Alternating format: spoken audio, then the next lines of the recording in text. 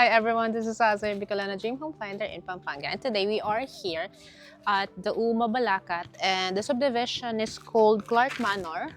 We have this brand new house for sale here. As you can pedestrian gate, pasok ako sa pinaka carport nyo naman. So you have a single carport for this house, but it's spacious na kasya yung isang sasakyan. It's either 4x4 and then yung mga artista van and also isang motorcycle. Ganun ka-spacious yung single carport nyo. And well thought even yung height niya. And for the house, you have a modern contemporary and it looks very clean. And also, may touch na rin siya ng pagka-smart house. So over here, balik ako sa pinaka-pedestrian gate nyo. Igsasara kasi siya ng mag-isa. You hear that?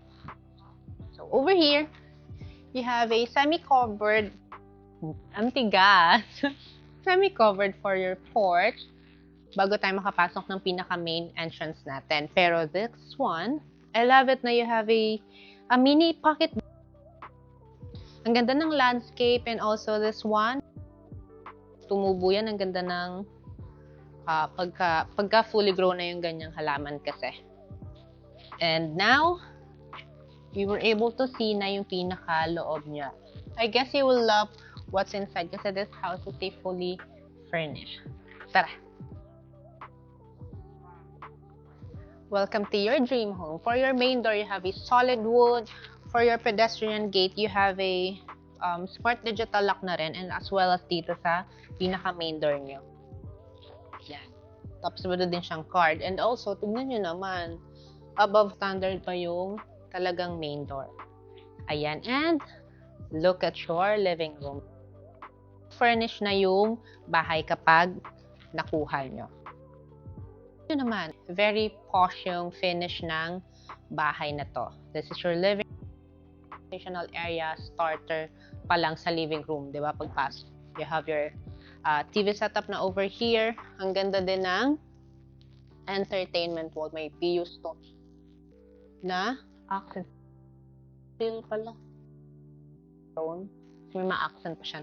And as well as well-thought yung per corner. Look at this. May mga shelving ka na dito to put your ceramic collections as well as other side niya. And this, gusto nyo ng natural light.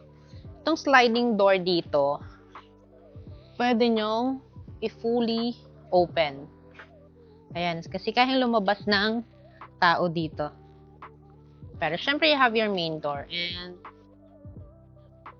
may ano naman siya, sliding door and also a lock. Clark Manor is a secured subdivision. And everyone loves Clark Manor kasi since malapit siya sa Dau exit, very accessible siya from Manila. Exit ka lang ng Dau, ito na yung subdivision. Labas ka ulit ng Dau, going to Zambales naman or Subic. Ganun siya ka-accessible. Parang meet half. And then another feature na na-maximize kasi sa bahay na to is this drawers. Ito usually si mga mga shoes. Outdoor shoes and slippers. Ang gaan ng mechanics din, no? And also, laminated to. So, very easy to maintain. Punas-punas lang. So, lahat yan merong storage. Meron pa mamaya, harami. So, tayo ng konti. And kung napansin nyo, parang connected lang yung naging TV console niya over here kasi meron pa tayong isang feature for this house. Kaya talagang well thought yung paggagawa ng bahay na to. Ang ganda nga kasi binibenta at the same time, talagang magugustuhan ng buyer. Sila, guys. Matatago nyo pa kasi yung door na to. Especially kapag kailangan nyo talaga yung corner na to. Lalo pag may occasion, di ba? Gusto nyo accessible lang lagi. Matatago nyo kasi siya. This is what welcomes us, di ba? Lang naman yan from the seller. Look, sugar, creamer. So, yan yung corner yan. Yung parang meron kang sariling coffee bar or wine bar dito, diba? That's double purpose na siya. And this one naman, you have a spacious and very cozy area. You have a 8-seater, spacious space here and on the other side naman. Tapos, another good thing is, kung gusto niya na naman ulit ng natural ventilation, yan. Lang ulit dito sa lanay mo. Dito naman sa lanay mo, ito yung side ng where your carport is, and then on my left side is papunta na yan sa pinakaligot mo. Lakarin ko na nga muna. May landscape ka pa dito. Yeah. Yung pinakalikod mo na talaga ito. Meron pa siyang isang access. Mamaya naman. Pakita ko sa inyo. Yan. Thank you. Balik tayo. Ganda nito, oh. Gusto ko yung mga bamboo na yan. Ayan. And again, sara ko ulit lahat.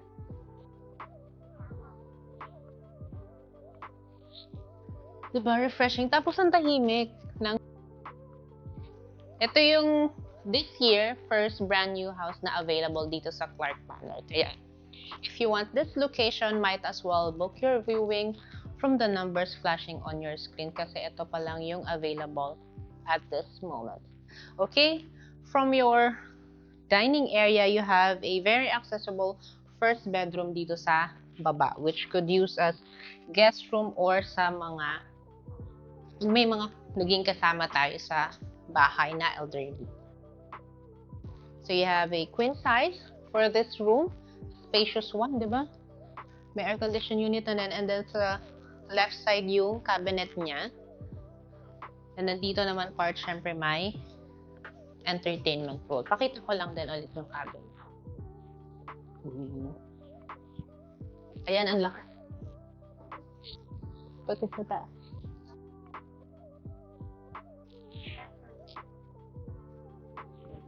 Sandali, may drawer pa pala. Ang laki din. Ay, mga soft clothes. Dito bags, yung mga easy access. Ay, oo nga pala, may mga switches din. Switch. I love it. Tapos, syempre, since guest room na to, very convenient sa kanila. May sarili ng toilet and bath. Wow! Ganda. Ang taas din talaga. Ito talaga. Tiles. And also a smart toilet. And your sink over here. Kasi meron niya may LED na din. Talagang well thought yung bahay. Sana makita nyo to agad. And over here, this is where you do your magic for the whole family. This is your formal kitchen. Have your island countertop. Ayan, may mga stool na rin to have your breakfast na rin dito. Other side. Meron tayong mga drawers. Storage na. Organizer. Ay, ito, wow. May trash bin na siya. Tapos, ay maganda dito. Talagang well thought. Look at this. Siyempre, b-roll na lang natin. Accessible din sa kanya yung dito na yung garbage bag. Pati yung garbage bin andito lang. Yung ganun. Tapos on the other side may mga spice racks. Ang laki pala nito. Ang laki pala ng sink na to. And sa likod, etong lahat yung pinaka preparation area. This is where you can cook. You have induction cooker. And then yung etong range hood nyo, pull out lang.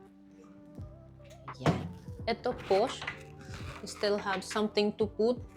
Pwede pa rin siyang lagyan ng storage. Pati yung etong loob nito, napakaganda ng pagkagawa nila. Ayan. Now, since this is your formal kitchen, as well as this side, two-door fridge, 4. Very modern din. Ayan. This is nice. So, you're looking for your dirty kitchen, right? Dito siya. Tara. Labas tayo dito. Yan. This is nice, no? Pag may nagluluto sa dirty kitchen, mga fish or seafood, hindi talaga maaamoy dyan sa pagkapasok natin. So, dito, I guess this is for the pwedeng yung water dispenser. Ayan, madali naman itong tanggalin. This one, you have your pull-out pantry. Ayan. And this side, storage. Ito naman, 3-burner stove. Again, with range hood na rin siya. Pull-out storage. I know, range hood. And ang maganda dito, you still have your sink as well as, ano pang hahanapan natin dito? Mga saksakan. And another storage for the spices. This is where you can put that. Yan. Diba? Very modern yung paggagawa ng mga owners nito. Mga spices nyo dyan, tapos may mga saksakan na rin. So, parehas siya. Both side may naka-sliding. Tapos this one tempered. So, punas-punas lang kapag natalsikan ng oil or sauce. There you go. Nice na. You have your sink. And this one, kasama na rin siya. Sa taas niya, syempre, yung mga lagayan ng laundry soap and detergent. Even sa drawer sa baba, meron pa. Oh. Diba? Plus, ito din yung door kanina from your side. So, this one na siya. See? Very accessible. Kahit sarado to, leave nyo lang yan ng bukas para may natural ventilation na rin pag may nagluluto dito. It's very nice. Tara, balik na tayo dito para we can explore na rin yung pinaka taas ng bahay. But before that, another thing na na-maximize talaga dito is this one. This is beside the refrigerator. Dito, ang nagustuhan ko, kahit malaki ako, asan yung ilaw? May ilaw kasi ito. Kahit malaki ako, look, nakakatayo ako hanggang dito siya. May ilaw itong Mr. K, hanapin natin later, no? So, madami kang storage hanggang doon siya sa side na yun. Napakaganda. Yan. Now, let's explore na what's on the second floor kasi excited na din ako talaga.